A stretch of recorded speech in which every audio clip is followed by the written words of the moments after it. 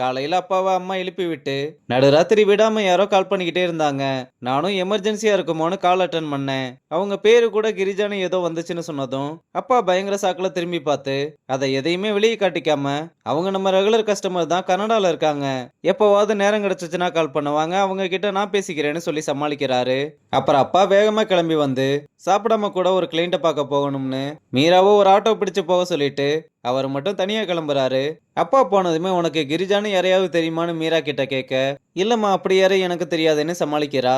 ஜெய்சுவும் அவங்கள பத்தி எதுக்கு நீ விசாரிக்கிறேன்னு கேட்டா, நேத்து நைட்டு நடந்த விஷயத்த சொன்னதும் அப்பா எந்திரிச்சதும் அவர்கிட்ட கேட்டேயம்மா, அதெல்லாம் கேட்டேன், ஏதோ கனடா கஸ்டமரா, அதான் இப்ப இவ கடைக்கு போறாள, அவங்கள பத்தி எதுவும் தெரியுமான்னு கேட்டேன்னு சொல்லிட்டு போறாங்க.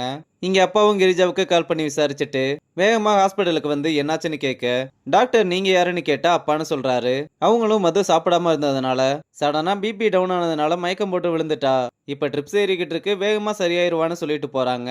அப்பாவும் ஏன் சாப்பிடல என்னாச்சுன்னு கேட்டதும் மது யாரையோ லவ் பண்ற விஷயத்தையும் வீட்ல நடந்த எல்லா விஷயத்தையுமே சொல்லி எனக்கு என்ன பண்றதுன்னே தெரியல, அதனாலதான் உங்களுக்கு கால் பண்ணேன், அக்கா எடுத்ததுனால கட் பண்ணிட்டேன், இந்த மாதிரி நேரத்துல தான் எனக்கும் என் பொண்ணுக்கும் யாருமே இல்லைன்னு தோணுதுன்னு சொல்லி அழுக.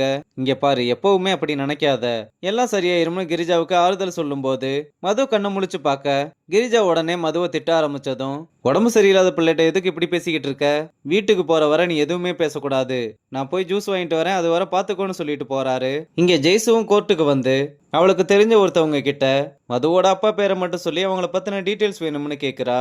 அவங்களும் அதுக்கு ஃபர்ஸ்ட் நீ புழல் ஜெயில விசாரி, அங்க ஒரு வேலை இல்லைன்னா அப்புறம் என்ன பண்றதுன்னு பார்க்கலாம்னு சொல்றாங்க. ஜெய்சுவா அவங்களுக்கு தேங்க்ஸ் சொல்லிட்டு கிளம்பும்போது பிரியனோட ஃப்ரெண்டு அவளை பார்த்ததுமே வேகமா வந்து, நான் உங்களுக்காக ரொம்ப நேரம் வெயிட் பண்ணேங்க, பிரியன் கூட போகலாம்னு சொன்னா, நான் தான் வெயிட் பண்ணி பார்க்கலாம்னு ரொம்ப நேரமா உங்களுக்காக வெயிட் பண்ணிக்கிட்டு இருந்தேன், ஏன் நீங்க வரலன்னு கேட்க, நான் தான் ஏன் வரலன்னு பிரியன் கிட்டே சொல்லிட்டேனேன்னு சொல்லிட்டு கிளம்ப, என்னங்க சொல்றீங்க, அவன் எதுவும் என்கிட்ட சொல்லவே இல்ல, சரி என்ன ரீசன் நீங்களே சொல்லுங்கன்னு கேட்க, எனக்கு அதுக்கெல்லாம் டைம் இல்லைன்னு சொல்லிட்டு போறா. ஃப்ரெண்டுக்காரனும் கை கட்டினது வாய் கட்டலையேன்னு புலம்புறான். இங்க அப்பாவும் சித்து எங்கேயோ கிளம்பிக்கிட்டு இருக்கதை பார்த்து, வெளியே எங்கேயாவது போறேன்னா அதை இப்பவே கேன்சல் பண்ணிரு, இன்னைக்கு நம்ம என் ஃப்ரெண்டு வீட்டுக்கு போறோம்னு நைஸா பொண்ணு பார்க்க போறதுக்கு அடி போட, என்னாலலாம் முடியாது, நீங்களே போய் பாருங்க, எனக்கு வேலை இருக்குன்னு சொல்லிட்டு விறுவிறுன்னு கிளம்புறான். அம்மாவும் அவனுக்கு இப்படி பொண்ணு தேடுற வேலையை விட்டுட்டு ஹரணிக்கே பேசாம அவனை கல்யாணம் பண்ணி வச்சிடலாம், அந்த பொண்ணு நல்லா படிச்சிருக்கா, பாக்குறதுக்கும் நல்ல பொண்ணா தெரியுறா, பொண்ணு மட்டும் நல்லா இருந்தா போதுமா அப்பான்னு சொல்ல வந்ததும், என்ன ஏதோ சொல்ல வந்துட்டு மறைக்கிற மாதிரி தெரியுது, ஒழுங்கா என்னன்னு சொல்லுங்க, அதெல்லாம் ஒண்ணும் இல்ல, அந்த பொண்ணு நம்ம சித்துக்கு வேணாம்னு சொல்லிட்டு போறாரு. இங்க சித்து முக்கியமான வேலை இருக்குன்னு அப்பா கிட்ட போய் சொல்லிட்டு கிரிஜாவோட அபார்ட்மெண்ட்டுக்கு வந்து செக்யூரிட்டி கிட்ட வீடு இருக்கான்னு கேட்க, சரி வாங்க காட்டுறேன், ஆனா வீடு பிடிச்சிருந்தா நம்மளை கொஞ்சம் கவனிச்சு விடுங்கன்னு சொல்றாரு. நம்ம பையனும் அதுக்கு என்ன சிறப்பா கவனிச்சிடலாம்னு சொல்றான். அப்புறம் வீட்டை வந்து காமிச்சிட்டு அட்வான்ஸ் ரெண்டை பத்தி எல்லாம் சொல்லி பேசி முடிச்சிடலாமான்னு கேட்க, கண்டிப்பா பேசி முடிச்சிருங்கன்னு சொல்றாரு.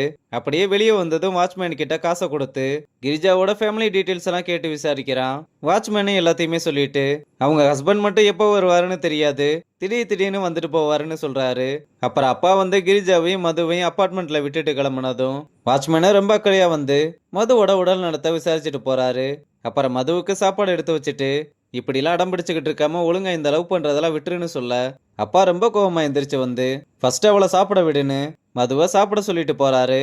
பின்னாடியே கிரிஜாவும் வர, கொஞ்ச நாளைக்கு அவளோட போக்குலயே அவளை விடு, உன் பேச்ச அவ கேட்க மாட்டான்னு அடிக்கடி சொல்றேல, என்னைக்காவது நீ அவளோட பேச்ச கேட்டிருக்கியா, நம்ம கிட்ட கிடைக்காத ஏதோ ஒண்ணு வேற எங்கேயாவது கிடைக்குமான்னு அவ தேடுறா, அவளோட வாழ்க்கையை தேர்ந்தெடுக்கிற உரிமை அவளுக்கு இருக்கு, நமக்கு பிடிச்சதை அவளை செய்ய சொல்றதை விட அவளுக்கு பிடிச்சதை அவளை செய்ய விடுன்னு சொல்றாரு. அப்புறம் மது கிட்ட வந்து நீ எதை பத்தியும் கவலைப்படாத, உனக்கு அப்பா நான் இருக்கேன், எதுனாலும் பாத்துக்கலாம்னு சொல்லிட்டு போறதோட இந்த எபிசோட முடிச்சிருக்காங்க.